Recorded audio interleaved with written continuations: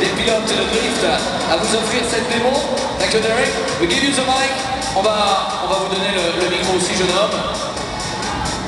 Alors qu'arrivent nos ravissantes Fuel Girls, j'ai pas entendu beaucoup d'applaudissements pour les Fuel Girls qui sont particulièrement alléchantes. Un petit mot sur le drift?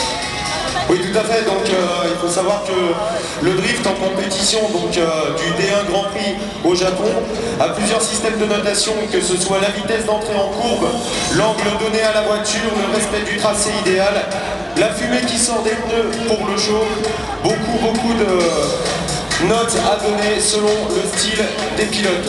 Vous avez sur la scène en ce moment une Nissan R34 appartenant anciennement à un pilote japonais du D1 Grand Prix, donc Ken Nomura, qui a été racheté. Et vous avez derrière une Nissan R32 face avant R34, anciennement donc une caisse du team BR Racing, une véritable usine à gaz.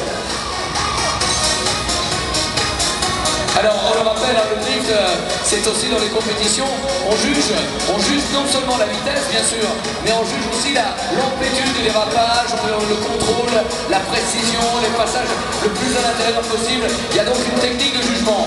Oui, tout à fait, donc il y a une technique qui est quand même assez pointue. Les points sont répartis, donc comme je vous disais tout à l'heure, selon l'angle donné à la voiture, la vitesse d'entrée en courbe donc, qui est prise avec des radars. L'avantage c'est qu'on n'a pas besoin de se faire flasher, on n'a aucun risque.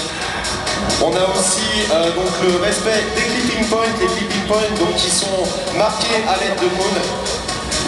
Voilà, donc de façon à avoir un système de notation. S'assoit.